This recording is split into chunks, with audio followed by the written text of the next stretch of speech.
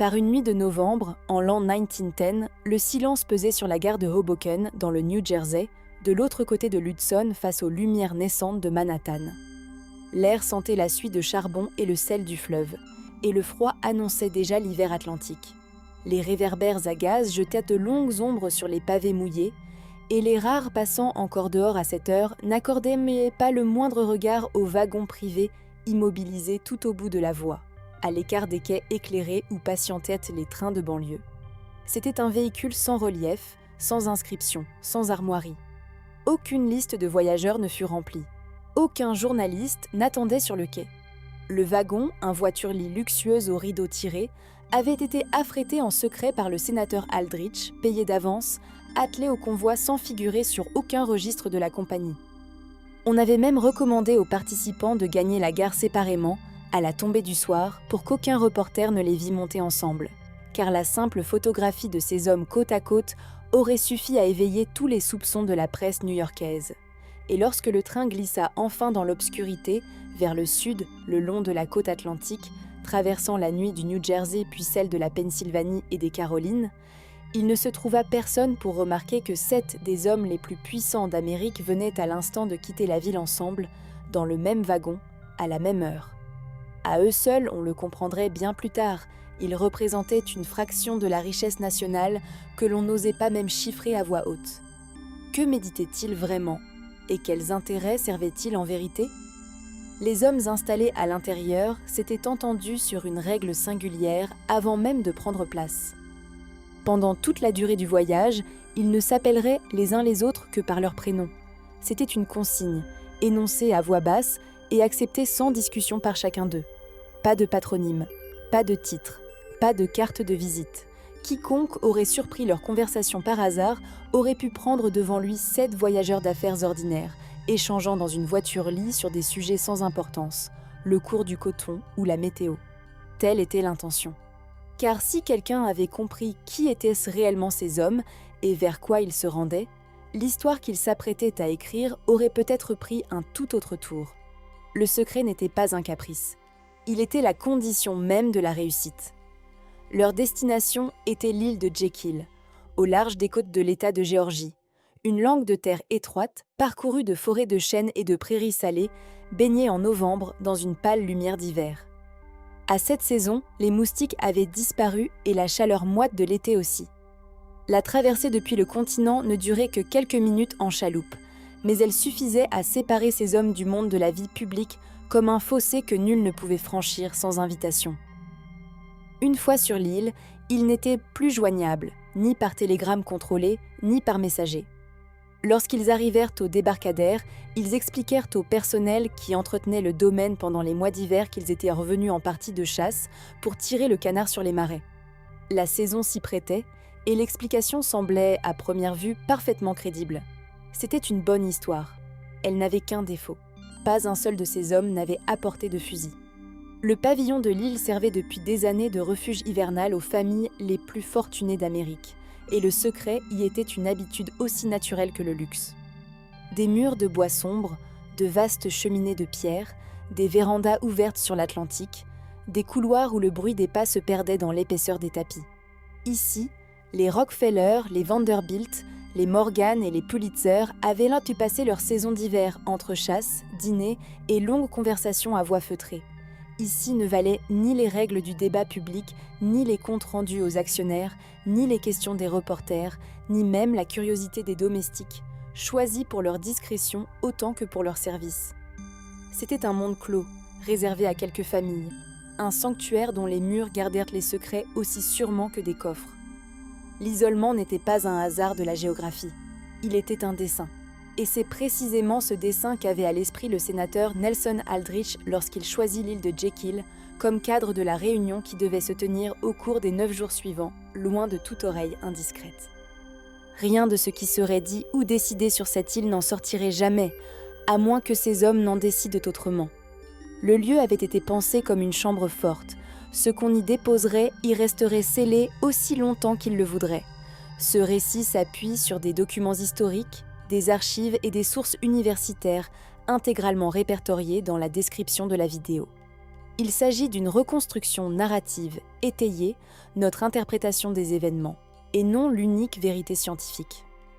Nous vous invitons à vérifier ces sources par vous-même, à confronter les dates et les noms, et à vous forger votre propre jugement sur ce que la version officielle de l'histoire a choisi de laisser dans l'ombre.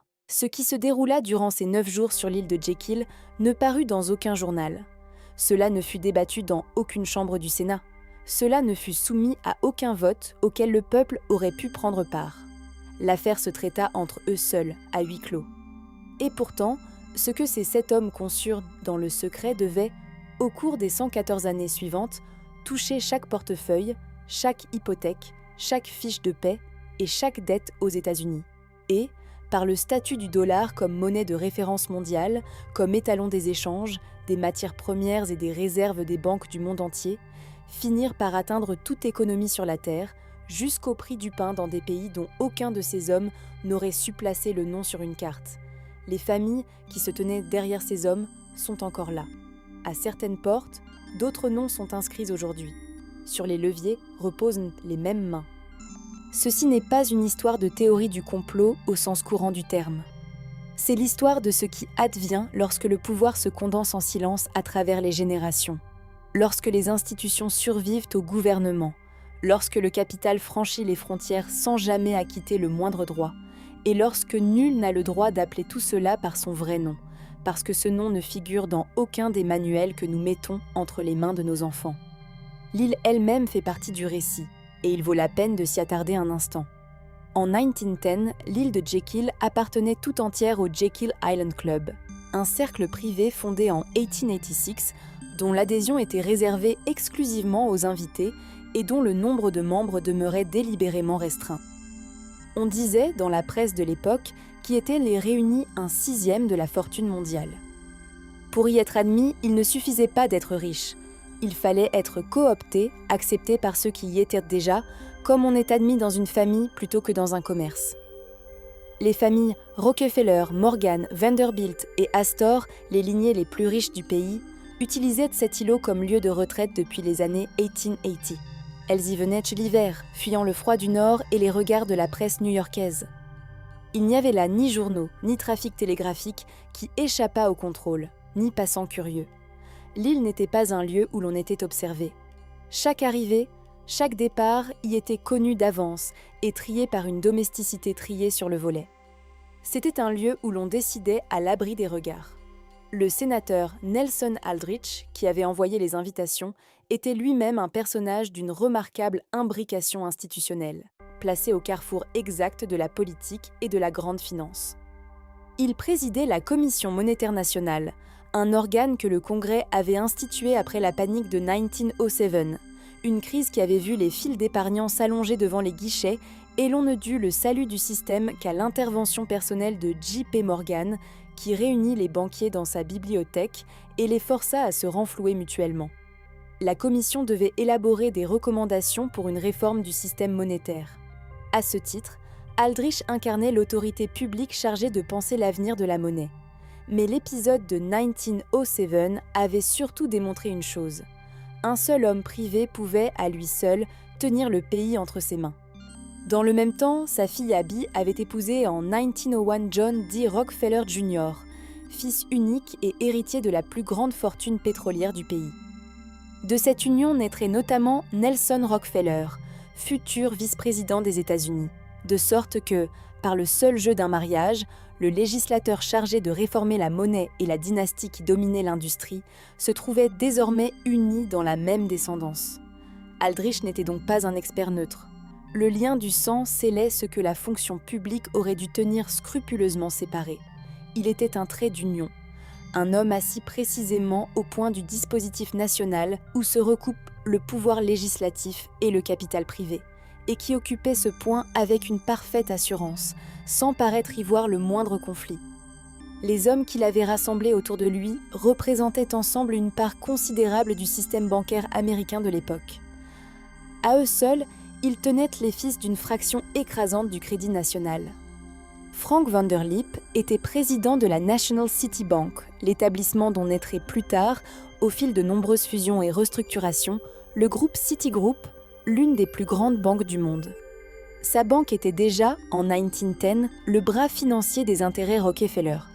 Henry Davison était associé principal de la maison J.P. Morgan & Company, la banque privée la plus puissante du pays, celle qui avait, 3 ans plus tôt, lors de la panique de 1907, joué le rôle de banque centrale qui faisait défaut à l'Amérique et sauvait à elle seule le système financier de l'effondrement. C'est Davison, dit-on, qui avait soufflé à Aldrich l'idée même de cette réunion secrète. Charles Norton dirigeait la First National Bank of New York, un autre des grands établissements de la place. Benjamin Strong dirigeait la Bankers Trust, une autre entreprise issue de l'entourage immédiat des Morgan. Il deviendrait, quelques années plus tard, le premier gouverneur de la Réserve fédérale de New York, la plus puissante des 12 banques régionales du système, et jusqu'à sa mort en 1928, l'homme qui en tiendrait réellement les commandes, au point que beaucoup d'historiens voient en lui le véritable maître de la politique monétaire américaine de l'après-guerre. Ainsi, l'un des 7 conjurés de l'île allait, en personne, gouverner l'institution qu'ils avaient conçue. Arthur Shelton, secrétaire personnel d'Aldrich, était présent pour veiller à ce que rien ne fût couché sur le papier à la légère, à ce que chaque note fût formulée avec circonspection et chaque document manié avec prudence. Et puis il y avait Paul Warburg. Warburg est le personnage de cette histoire auprès duquel on est forcé de s'attarder davantage, car Warburg est le fil qui relie l'île de Jekyll à quelque chose de bien plus ancien et de bien plus vaste que la politique bancaire américaine du début du XXe siècle. Il était né à Hambourg en 1868, au sein de l'une des plus anciennes et des plus importantes familles de banquiers d'Europe, dont la maison remontait à la fin du XVIIIe siècle. En épousant la fille d'un des associés de Kuhn, Loeb & Company, il avait pris dans cette maison new-yorkaise une position d'où il pouvait embrasser 2 mondes, la vieille architecture financière de l'Europe, patiemment édifiée sur 3 siècles, et l'ordre monétaire encore informe, chaotique, presque adolescent du Nouveau Monde. Peu d'hommes au monde se tenaient à un tel point d'observation. Warburg avait étudié pendant des années les systèmes de banques centrales d'Europe avec une rigueur presque scientifique. Dès son arrivée en Amérique en 1902, il avait été frappé par l'archaïsme du système américain, qu'il jugeait digne, disait-il, de l'époque des Médicis. Il connaissait le fonctionnement de la Banque d'Angleterre, qui formait depuis plus de 2 siècles le cœur du système financier britannique, et dont il avait disséqué les statuts ligne à ligne, comme un médecin étudie l'anatomie d'un corps vivant. Il connaissait la Reichsbank allemande, fondée en 1876, qui faisait office d'instrument de la politique monétaire de l'État, unifiée par Bismarck. Il connaissait la Banque de France, créée par Bonaparte en 1800 pour discipliner le crédit d'une nation sortie de la tourmente révolutionnaire et des assignats. Aucune des grandes institutions monétaires du continent ne lui était étrangère. Il en avait étudié les origines, les crises, les réformes, et il savait que chacune, derrière sa façade nationale, avait été à l'origine l'œuvre de quelques maisons privées qui en avaient assez conservé l'influence longtemps après que les peuples eurent cessé d'y prêter attention. Mais surtout, il connaissait la différence décisive entre un système financier qui dispose d'un tel instrument et un système qui en est dépourvu. Cette différence, à ses yeux, séparait les nations qui maîtrisaient leur destin économique de celles qui le subissaient. Les États-Unis appartenaient au second groupe, et Warburg était convaincu que cela devait changer si le pays voulait assumer un rôle de premier plan dans l'économie mondiale. Sans banque centrale, pensait-il, l'Amérique resterait un géant aux pieds d'argile. Cette conviction, il l'emportait dans ses bagages lorsqu'il monta dans le wagon privé à Hoboken. Et cette conviction était le véritable plan de construction de ce qui devait naître sur l'île. Tout le reste n'en serait que l'exécution. Dans l'histoire économique, on appelle banque centrale une institution qui possède le droit de piloter la masse monétaire d'un pays, de fixer le taux directeur et, en cas d'urgence, d'intervenir comme prêteur en dernier ressort. C'est l'organe qui régit le sang même de l'économie, l'argent. Qui contrôle ce réglage ne contrôle pas une seule entreprise ni une seule branche d'activité, mais la température de l'économie tout entière. Il tient entre ses mains le thermostat d'une nation. Abaisse-t-on le taux d'intérêt et le crédit devient bon marché, les investissements rapportent, les entreprises croissent, les prix montent, l'euphorie gagne les marchés. Relève-t-on ce taux et l'argent devient cher, on retire les crédits, les entreprises se contractent, les licenciements suivent et la peur remplace l'euphorie. La Grande Dépression des années 1930, qui jeta un Américain sur 4 au chômage, fut pour une large part le résultat d'un tel resserrement mal mesuré, opéré au plus mauvais moment. Tout un pays peut prospérer ou s'effondrer selon ce seul réglage, et des millions de destins dépendent d'une décision prise par quelques-uns autour d'une table. Cette puissance, capable de refroidir ou d'attiser la conjoncture, est d'une portée que nul gouvernement élu au monde ne possède à un degré comparable. Et elle repose depuis décembre 1913 entre des mains privées. Aucune urne n'a jamais départagé ceux qui l'exercent. Ce que les hommes de l'île de Jekyll produisirent durant ces 9 jours, ce fut le projet de loi qui devait devenir, après quelques retouches cosmétiques, le Federal Reserve Act de l'année 1913. Tout y était déjà. L'architecture, les pouvoirs, les garde-fous habilement disposés. Il concevait une banque centrale pour les États-Unis, une entité sous contrôle privé dotée du pouvoir légal d'émettre la monnaie, de fixer les taux d'intérêt et de servir de prêteur en dernier ressort à l'économie tout entière. Un pouvoir d'État confié à des intérêts privés. Ils l'appelèrent Federal Reserve, et dans ce nom résidait un soin délibéré. Aucun des deux mots ne touche le cœur de l'entreprise. Ce n'est pas, au sens propre, une administration fédérale, et ce n'est pas non plus une réserve au sens d'un poste de provision. Le nom était un masque parfaitement ajusté. C'est une institution portée par des banques privées dotées des prérogatives de la politique monétaire de l'État, et qui, dans son action, n'est pleinement comptable de ses décisions devant personne. Ni le président, ni le Congrès, ni l'électeur ne peuvent en infléchir directement le cours. Nelson Aldrich présenta l'année suivante une première version de ce plan, sous son propre nom. Elle échoua. Le plan Aldrich fut rejeté avant même d'avoir été pleinement compris. Non que le Congrès en eût rejeté la substance, la plupart des élus ne saisissaient pas en ces guerres son contenu technique, mais parce que l'opinion publique était devenue méfiante. Le mot de Wall Street avait pris, dans la bouche du peuple, une résonance d'accusation. Aldrich passait pour le porte-voix des grandes banques, pour l'instrument de cet establishment qui tenait sous pression les gens ordinaires du pays depuis des décennies. Son nom au bas d'un projet de loi était un signal d'alarme qu'aucune manœuvre politique ne parvenait à surmonter. La solution fut d'une élégance froide et toute pratique. On attendit un nouveau gouvernement. On modifia quelques formulations. On effaça le nom d'Aldrich du titre. La même chose, sous un autre habillage et un autre parrainage, paraîtrait acceptable. Et en décembre 1913, sous la présidence de Woodrow Wilson, on fit passer au Congrès la même structure essentielle, peu avant Noël, alors que de nombreux élus avaient déjà quitté la capitale pour les fêtes. Le vote du Sénat eut lieu le 23 décembre dans une chambre clairsemée. Wilson lui-même, quelques années plus tard, aurait confié dans une page restée célèbre « Le sentiment d'avoir, sans le vouloir, ruiné son pays ». Une grande nation industrielle est désormais entre les mains de son système de crédit, écrivit-il, ajoutant que le pays était devenu l'un des gouvernements les plus dominés et contrôlés du monde civilisé.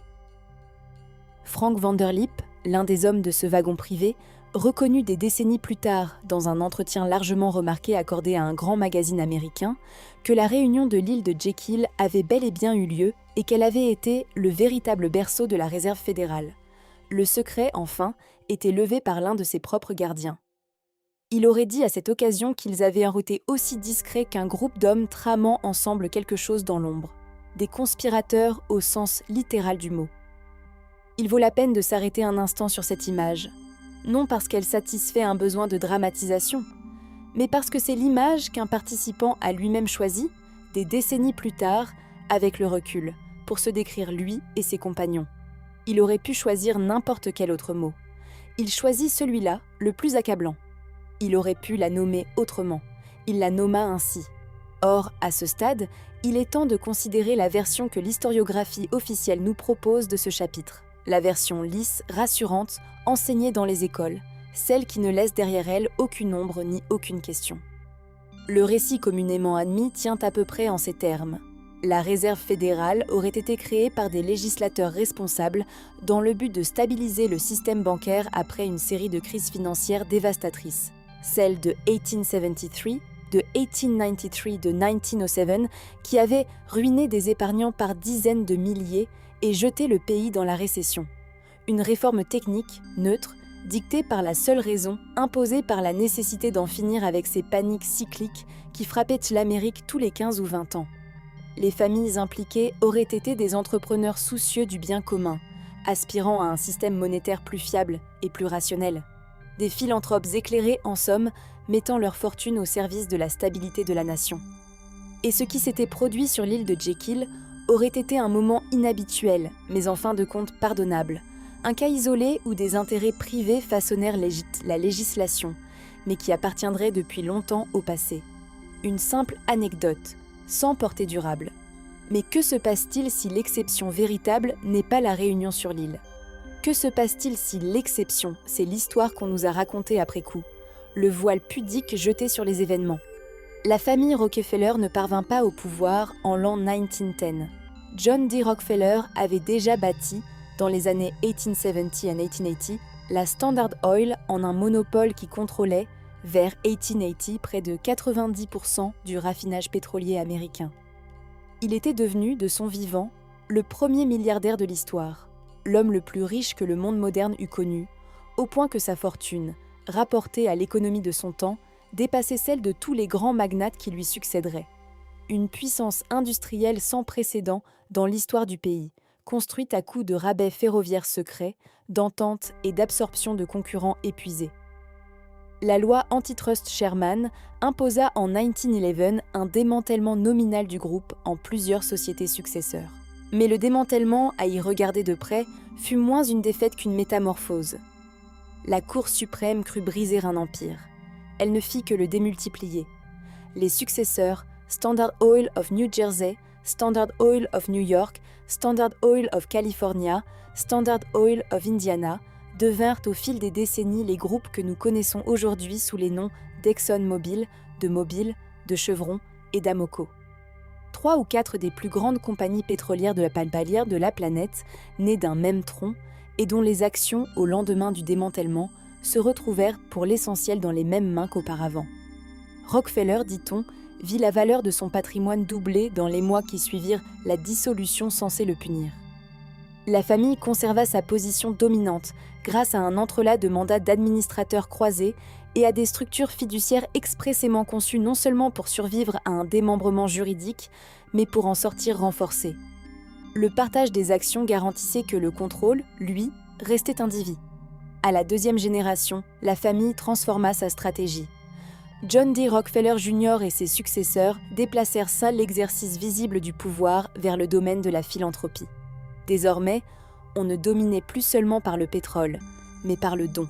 La Fondation Rockefeller, le Rockefeller Institute for Medical Research, le General Education Board, ces institutions devinrent les instruments par lesquels la famille exerça son influence sur des domaines qui échappaient à l'emprise économique directe: l'éducation, la science, la santé publique.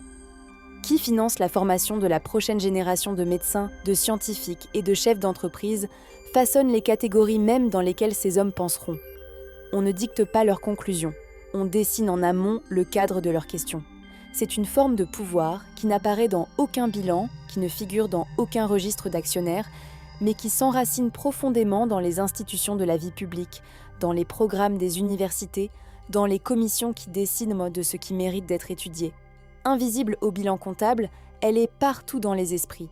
Et c'est précisément parce qu'elle ne se voit pas qu'elle ne se conteste pas. Aujourd'hui, les intérêts de la famille sont gérés par la Rockefeller Capital Management, une maison fondée en 2018 qui administre des actifs de l'ordre de plusieurs centaines de milliards de dollars. Plus d'un siècle après Jekyll, le nom n'a rien perdu de son poids dans la finance, et la dynastie, 6e et 7e génération confondues, continue d'occuper des sièges dans des conseils, des fondations et des cercles où se décide ce dont le grand public n'entendra jamais parler. Dans la théorie monétaire et l'histoire bancaire, on distingue 2 manières fondamentalement différentes dont l'argent entre en circulation. De ce choix, en apparence technique, dépend toute l'architecture du pouvoir financier. Ou bien l'État le crée lui-même. Il émet des reconnaissances de dettes qui ne reposent que sur son propre crédit, sans intérêt, sans obligation de remboursement envers un créancier privé. La monnaie est alors un bien commun, gagé sur la seule confiance du peuple. Ou bien il l'emprunte à des établissements privés qui l'ont mis en circulation au préalable, et il s'engage à le rembourser avec intérêt. La différence sonne comme une note de bas de page technique, le genre de détail qu'on saute dans un manuel d'économie. Elle ne l'est pas, elle décide de qui sert qui, de qui commande et de qui obéit. car l'intérêt n'est jamais créé en même temps que le capital prêté. Il faut donc toujours emprunter davantage pour le payer. Et la dette, structurellement, ne peut que croître. Dans le premier cas, l'État ne doit rien à personne, sinon à ses propres citoyens, dont la confiance porte la valeur de la monnaie. Le peuple est à la fois la source et le garant de l'argent qui circule. Dans le second cas, il est dès l'origine un débiteur, et tout débiteur se trouve dans une dépendance à l'égard de celui qui crée et prête l'argent. Cette dépendance est le fondement même sur lequel les hommes de l'île de Jekyll ont bâti leur édifice. Il n'en va pas autrement de la lignée des Morgan que des Rockefeller. J.P. Morgan, tenu de son vivant pour le banquier privé le plus puissant du monde, mourut en mars 1913, quelques mois après que la loi sur la réserve fédérale eût été préparée. L'homme s'éteignit, sa maison, elle, ne fit que commencer. Sa maison lui survécut. Elle survécut aussi à la Grande Dépression, à la Seconde Guerre mondiale, aux vagues de dérégulation de la fin du XXe siècle et à d'innombrables bouleversements du système financier mondial. Là où les empires tombaient, elle demeurait. La maison J.P. Morgan & Company absorba en l'an 2000 la Chase Manhattan Bank, elle-même longtemps liée aux intérêts Rockefeller, et forma ainsi J.P. Morgan Chase, aujourd'hui la première banque des États-Unis par le volume de ses actifs et l'une des institutions financières les plus importantes du monde entier. Ainsi, en une seule fusion, se rejoignaient deux des fleuves de capital partis de l'île de Jekyll 90 ans plus tôt, comme si l'histoire bouclait discrètement une boucle commencée dans un wagon obscur. La maison que Henry Davison représentait sur cette île gère aujourd'hui plus de 3 000 milliards de dollars. Les empreintes des fondateurs d'origine ne sont plus sur le verre. Le chiffre dépasse l'entendement. Il pèse davantage que le budget de bien des nations. Elles se sont fondues dans le verre lui-même, devenues invisibles dans la matière qu'elles ont façonnée. Le pouvoir, parvenu à ce degré, ne se montre plus. Il est la substance même de ce que l'on tient pour acquis. Non moins révélateur est le regard porté sur les autres investissements et domaines d'intérêt que la sphère Morgan édifia au cours du XXe siècle, bien au-delà de la banque proprement dite. Le capital Morgan irrigua AT&T, le monopole téléphonique qui domina pendant des décennies l'infrastructure de communication américaine. Pendant près d'un siècle, presque chaque conversation longue distance du pays passa par des lignes adossées à ce capital. Le capital Morgan se tenait derrière General Electric, société que Morgan avait lui-même contribué à fonder en 1892, en fusionnant l'entreprise d'Edison avec une rivale, conglomérat auquel devait revenir avec le temps la Radio Corporation of America et la chaîne de radiodiffusion NBC, l'une des grandes organisations d'information du pays. Ainsi, le même capital tenait à la fois les fils du téléphone, le courant électrique des foyers et la voix qui, chaque soir, informait la nation. Celui qui finance à la fois le réseau et le message détient un pouvoir dont les contemporains ne mesurèrent la portée que bien plus tard. La concentration des moyens de communication de masse entre les mains de quelques acteurs, institutionnellement liés les uns aux autres, ne s'est pas produite parce que le marché aurait engendré ce résultat de lui-même. Aucune loi de la libre concurrence ne conduit naturellement à pareille convergence. Elle s'est produite parce que le capital fut employé de manière ciblée et coordonnée, avec un horizon de temps lointain et sans l'impatience que les institutions soumises à reddition de comptes publics sont contraintes d'éprouver. La patience était ici une arme et le temps un allié. Le lien avec les Warburg, lui, plonge à une profondeur qui dépasse de loin la finance américaine. Le frère de Paul Warburg, Max, dirigeait à Hambourg la maison de banque M.M. Warburg, l'une des plus anciennes et des plus prestigieuses banques privées d'Europe, fondée en 1798.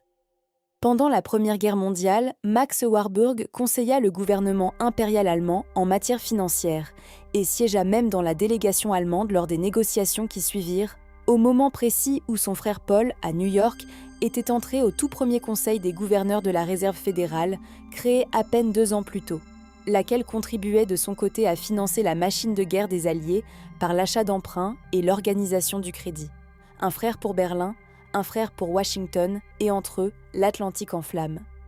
Les deux frères se trouvaient ainsi à considérer froidement l'état des archives sur les bords opposés d'un même conflit. Faut-il en tirer une conclusion ? On laissera la question ouverte. Mais le fait, lui, est consigné noir sur blanc. Le fait lui-même est documenté.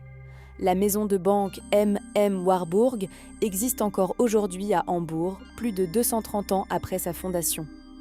Elle a survécu aux guerres, aux révolutions, à l'hyperinflation de 1923 qui réduisit le mark à néant, à l'arianisation forcée qui chassa la famille de sa propre banque sous le Troisième Reich, puis à la restitution de l'après-guerre.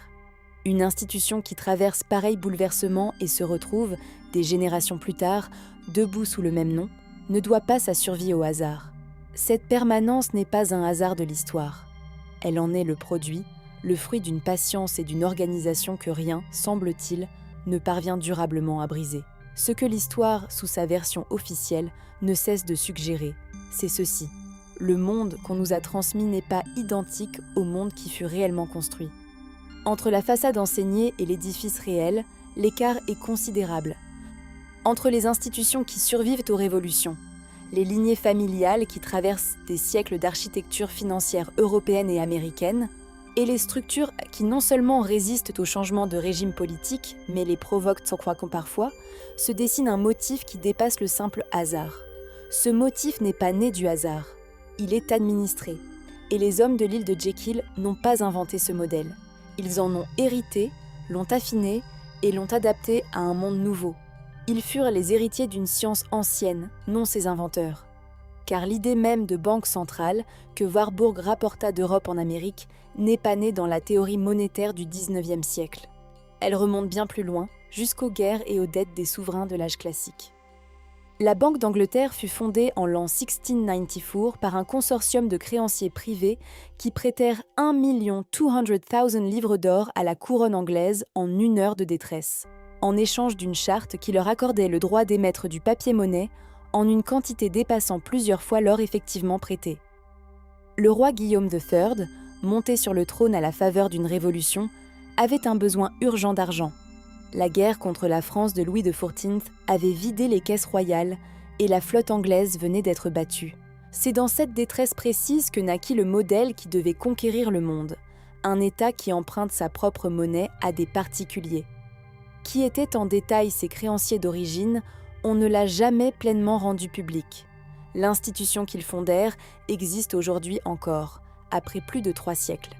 Les noms de ses premiers souscripteurs sont restés pour beaucoup dans l'ombre des registres. Elle détermine la politique monétaire du Royaume-Uni. Elle a traversé des guerres, survécu à des empires, absorbé des réformes démocratiques sans rien perdre de sa substance. Les noms ont changé, la fonction non. Dans l'histoire économique, on désigne le système où une banque privée a le droit de prêter plus d'argent qu'elle n'en détient réellement en réserve sous le nom de système de réserve fractionnaire.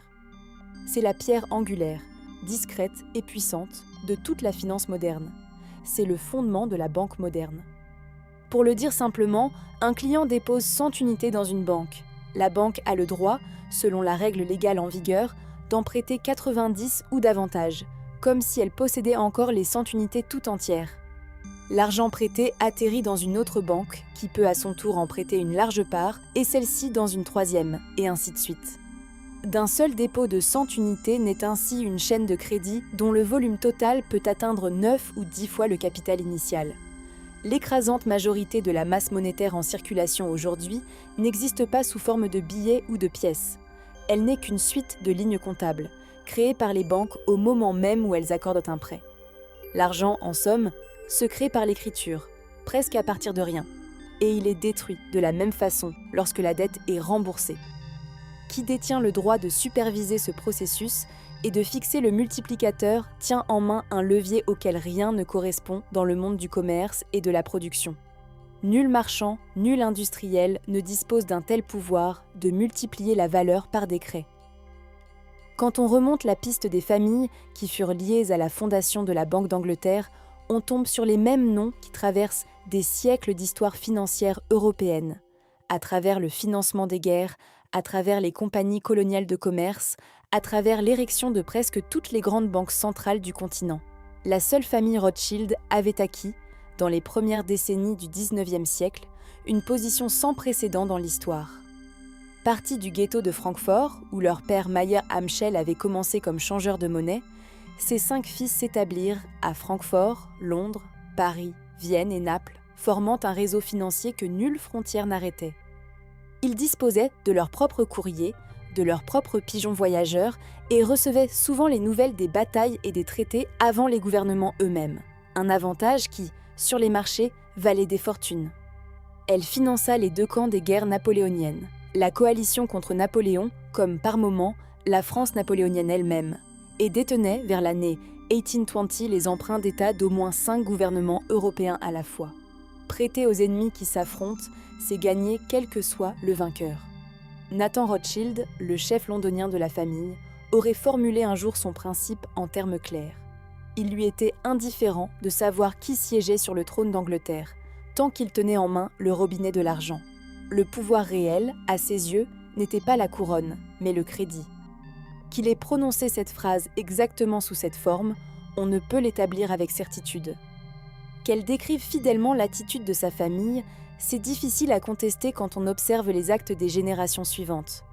La formule importe moins que la conduite qu'elle résume. Le contrôle de la masse monétaire. Voilà le fil qui relie l'île de Jekyll à chaque siècle qui la précède et à chaque année qui la suit. Maîtrise la masse monétaire et tu maîtrises le prix de toute chose. C'est la clé qui ouvre toutes les portes. Tu décides si les entreprises peuvent s'offrir la croissance ou doivent se replier sur elles-mêmes. Tu décides si les gouvernements peuvent mener des guerres ou s'ils doivent d'abord demander la permission à leurs créanciers. La paix et la guerre elles-mêmes deviennent affaires de crédit. Et tu décides si les familles peuvent s'offrir un toit à elles ou si elles doivent le louer à ceux qui disposent d'un capital suffisant. Le droit le plus élémentaire, celui d'habiter chez soi, de transmettre quelque chose à ses enfants, dépend en dernier ressort de la main, lointaine et anonyme, qui règle le coût de l'argent. Tu règles la pression dans tout le tissu économique et tu le fais depuis un bâtiment à la porte duquel s'inscrit le mot « fédéral », sans la moindre obligation de justifier tes décisions devant ceux qui n'étaient pas dans la pièce au moment où elles furent reprises. Le mot rassure, la chose échappe à tout contrôle. Une fois la réserve fédérale établie, les familles qu'il avait conçues pénétrèrent dans les industries qui devaient marquer le XXe siècle. Le levier monétaire en main, elles n'avaient en plus qu'à choisir les secteurs où l'appliquer. Les Rockefeller favorisèrent la construction systématique de l'industrie pharmaceutique, par l'entremise du General Education Board et du Rockefeller Institute for Medical Research. La médecine, jusque-là affaire d'artisans et de traditions locales, allait devenir une industrie. Ils eurent une part déterminante dans le fameux rapport Flexner de l'année 1910, une vaste enquête sur la formation médicale américaine, menée par Abraham Flexner pour le compte de la Fondation Carnegie, elle-même un instrument issu de la sphère d'influence de cercles étroitement liés. Dans les années qui suivirent, près de la moitié des écoles de médecine américaines fermèrent leurs portes. Et les survivantes ne furent pas celles qui résistaient le mieux à la maladie, mais celles qui acceptaient les subventions et, avec elles, l'orientation que dictaient les bailleurs de fonds. La science médicale allait être réorganisée d'en haut, et celui qui finançait la réforme en écrivait, de fait, le programme.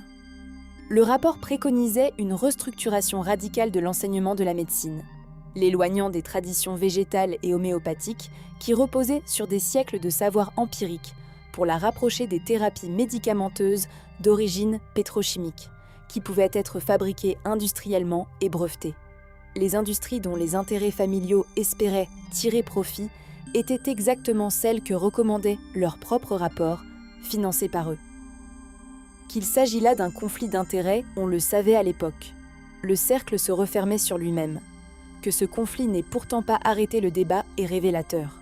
Quand celui qui pose la question, celui qui paie l'expert et celui qui récolte le profit ne font qu'un, la conclusion est écrite d'avance. Les intérêts des Morgan, pendant ce temps, s'étendaient au-delà de la banque classique vers les domaines qui deviendraient au XXe siècle le véritable système nerveux des sociétés modernes, la communication et les médias de masse. Qui tient les tuyaux de l'information tient une part du pouvoir. Derrière AT&T, le monopole téléphonique qui devait pour des décennies monopoliser la communication à distance en Amérique, se tenait le capital Morgan. Derrière General Electric, le conglomérat auquel le temps devait offrir la chaîne de radiodiffusion NBC, se tenait le capital Morgan. La densification de la communication de masse entre les mains de quelques acteurs liés entre eux institutionnellement ne fut pas le fruit d'une libre dynamique de marché. Le marché, livré à lui-même, n'aurait jamais produit une telle concentration. Ce fut le résultat d'un emploi du capital coordonné et de long terme, exercé à traiter la patience comme un outil stratégique. Lorsque le XXe siècle atteignit son milieu, le système se portait déjà lui-même. Il n'avait plus besoin de ses fondateurs pour tourner. Les hommes qui s'étaient réunis sur l'île de Jekyll étaient morts. Leurs institutions, elles, avaient survécu et s'étaient multipliées. Les familles de banquiers n'avaient plus besoin de traverser de nuit le New Jersey dans des wagons privés pour accorder leurs objectifs. Le mécanisme fonctionnait désormais sans eux. Leurs descendants institutionnels, les fondations, les fonds d'investissement, les structures imbriquées de conseils d'administration, les réseaux de relations entre banques centrales, ministères des Finances et capital privé, faisaient circuler l'argent comme l'eau coule dans un lit creusé depuis longtemps. Le lit avait été creusé sur l'île de Jekyll et dans l'acte fondateur de la Banque d'Angleterre et dans chaque architecture financière que ses créanciers à peine visibles avaient assemblée au fil des siècles. L'eau ne fait que suivre la pente qu'on a tracée pour elle. Dans l'histoire économique, on parle de persistance institutionnelle lorsque des structures perdurent, non parce qu'elles représentent les meilleures solutions à un problème, mais parce qu'elles disposent d'assez de capital, d'ancrage juridique et de liens politiques pour s'imposer face à toute alternative. Survivre pour elles n'est pas une question de mérite, mais de force. Le système de la réserve fédérale est un exemple parfait de persistance institutionnelle. En plus d'un siècle, il n'a pas connu une seule réforme structurelle de fond. Tout autour de lui a changé. Lui seul est resté tel qu'on l'avait conçu. Il a traversé 2 guerres mondiales, la Grande Dépression, l'abandon de l'étalon or en 1971, la grande inflation des années 1970, la crise financière de 2008 où il prêta et garantit des sommes se chiffrant en milliers de milliards, et la pandémie de 2020. Chacune de ces secousses fut suivie de clameurs réclamant une refonte, parfois la suppression pure et simple de l'institution. À chaque secousse, on annonça sa réforme. À chaque fois, non seulement il en sortit intact, mais ses pouvoirs s'en trouvèrent élargis. Et il se dresse aujourd'hui plus puissant que jamais. Les noms que l'on voit à présent au sommet du système financier mondial ne sont nullement étrangers à cette histoire. Ils en sont la suite directe, sous des appellations rajeunies.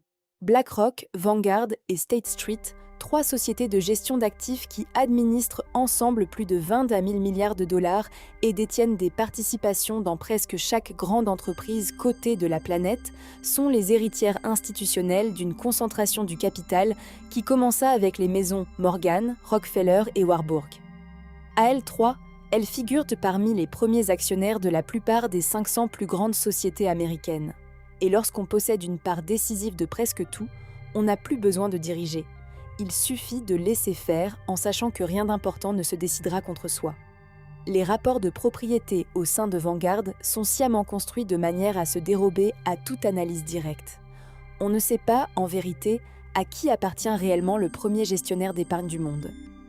Elle appartient, en droit strict, à ses propres fonds, lesquels appartiennent à leur tour à ses investisseurs, un montage juridique qui, à ce jour, n'a jamais été pleinement dénoué aux yeux du public. Le cercle de la propriété se referme sur lui-même, opaque par construction. On sait que Vanguard et BlackRock figurent chacun parmi les plus gros actionnaires de l'autre, de même que parmi les plus gros actionnaires de presque chaque grande banque, de presque chaque grand laboratoire pharmaceutique, de presque chaque grand groupe de médias et de presque chaque grand industriel de l'armement. Le même petit nombre de gestionnaires détient ainsi des parts décisives d'entreprises censées se faire concurrence.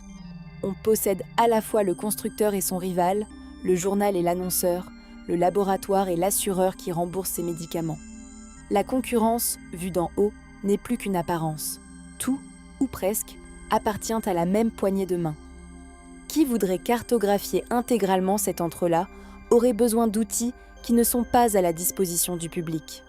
La concentration que les hommes de l'île de Jekyll mirent en marche s'étend aujourd'hui sur la quasi-totalité de l'économie formelle. Ce n'est pas là le résultat naturel de processus de marché. Les marchés ne produisent pas d'eux-mêmes une telle concentration transversale, étendue à tous les secteurs à la fois. Une main, quelque part, a guidé le mouvement. Ce qui produit un tel résultat, c'est la gestion concertée du capital, à travers les générations, par des institutions dont la construction même les protège efficacement de toute reddition de comptes politiques. hors de portée des urnes, elles n'ont de compte à rendre qu'à elles-mêmes. Toute présentation officielle de ces décennies soulignera que l'ère progressiste du début du XXe siècle fut une époque de réformes démocratiques et de limitation du pouvoir privé. En surface, c'est en partie exact. Les apparences, ici, plaident pour la version rassurante. La Standard Oil fut démantelée. L'impôt sur le revenu fut instauré. La Réserve fédérale reçut des dispositions formelles de contrôle parlementaire. Mais si l'on examine de plus près chacune de ces réformes, on retrouve les mêmes familles des deux côtés de la barrière. Les intérêts Rockefeller détenaient des participations dans chacun des successeurs de la Standard Oil. L'impôt sur le revenu ne s'appliquait pas aux revenus tirés de fondations exonérées d'impôts. Et c'est précisément cet instrument que les familles concernées développèrent systématiquement à cette même époque.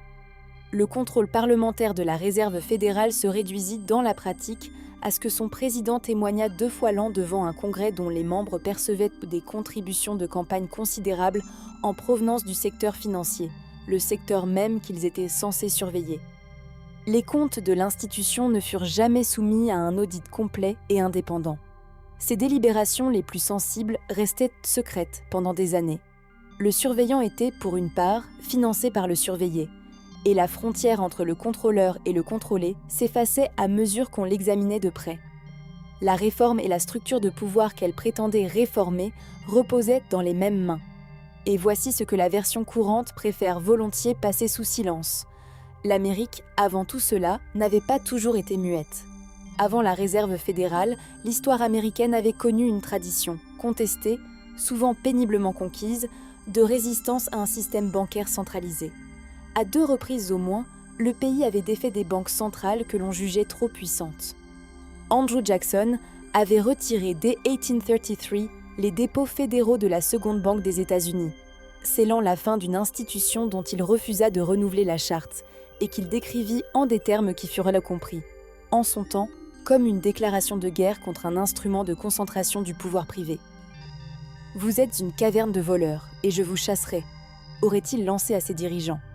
Jackson échappa peu après à une tentative d'assassinat, la première contre un président américain en exercice. Les 2 pistolets du tireur s'enrayèrent. Il fut, dit-on, le seul président à avoir éteint entièrement la dette nationale. Abraham Lincoln, confronté à des banquiers qui lui réclamaient des intérêts de 24 à 36% pour financer la guerre de sécession, choisit une autre voie. Il fit émettre un papier-monnaie garanti par l'État, les greenbacks, quelques 400 millions de dollars, qui contournaient entièrement le système bancaire privé et parvenaient à supporter le coût du conflit sans accumuler de dettes auprès de créanciers privés. La nation paya sa guerre sans s'endetter envers les banques et démontra, le temps d'une guerre, qu'un État souverain pouvait créer sa propre monnaie sans demander la permission à personne. Lincoln fut assassiné 6 semaines après la fin de la guerre. Le système monétaire d'État fut démantelé en l'espace d'une décennie.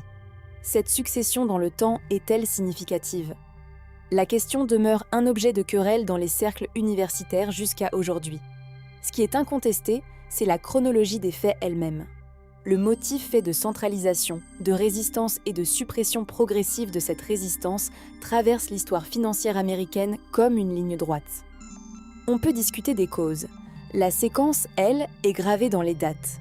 L'île de Jekyll ne fut pas le commencement de cette ligne. Elle fut le point où la ligne fut tracée d'une manière qui devait se révéler durable. Les tentatives antérieures avaient échoué ou été défaites. Celle-ci tint. Ce que les hommes mirent en marche sur l'île en 1910 n'a pas été démantelé. Cela n'a, en aucun sens structurel, jamais été réformé. Plus de 100 ans ont passé et l'édifice tient toujours sur ses fondations d'origine.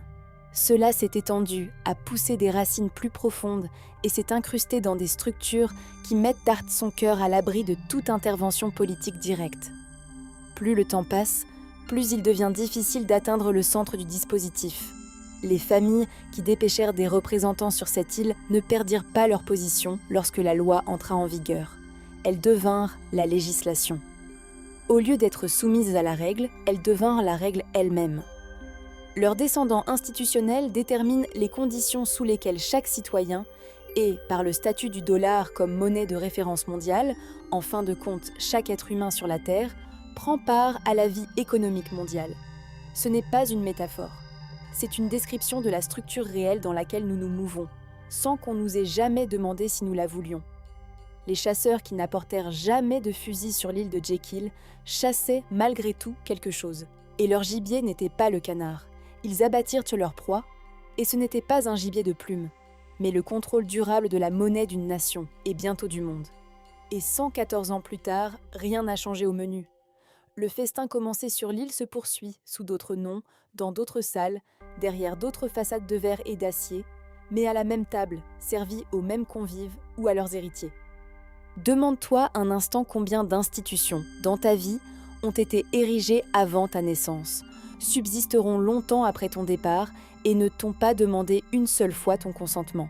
Ta banque, pour commencer, en fait partie.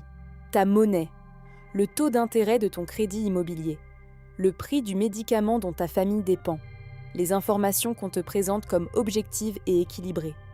Chacune de ces choses, tu la reçois comme un fait de nature, comme la pluie ou le relief du sol, alors qu'elle fut décidée, un jour, dans une pièce, par des hommes qui ne te connaissaient pas.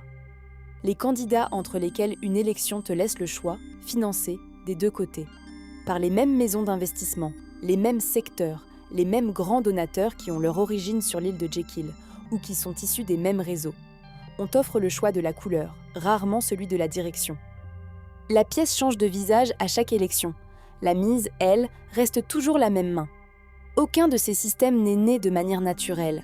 Chacun d'eux fut conçu dans des pièces où tu n'étais pas, par des hommes dont les noms ne figurent presque jamais dans les manuels scolaires que portent tes enfants.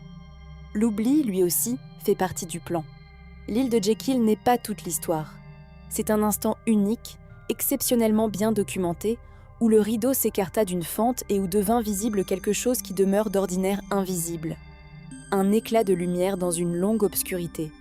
Sois attentif à ce qui était visible dans cette fente, car les familles qui siégeaient dans cette pièce et dessinaient de la structure fondamentale d'un ordre mondial autour d'un feu de cheminée, tandis qu'au dehors, les tempêtes de novembre balayaient les eaux grises de l'Atlantique, elles siègent encore. Elles n'ont pas disparu avec leur fondateur. Elles se sont faites institutions, fondations, fonds, conseils, et c'est précisément en cessant de porter des visages qu'elles sont devenues impossibles à combattre. Elles ont seulement déplacé la table en un lieu où tu ne la trouves pas. Et elles ont fait en sorte que personne ne la cherche, parce que personne ne sait qu'elle existe. C'est là peut-être leur plus parfaite réussite. Non pas de nous cacher la réponse, mais de nous faire oublier jusqu'à la question. Alors pose-la de nouveau. Regarde la fente entr'ouverte de l'île de Jekyll et demande-toi ce qu'elle laisse encore entrevoir aujourd'hui, plus d'un siècle après cette nuit de novembre où 7 hommes sans fusil descendirent d'un train sans nom.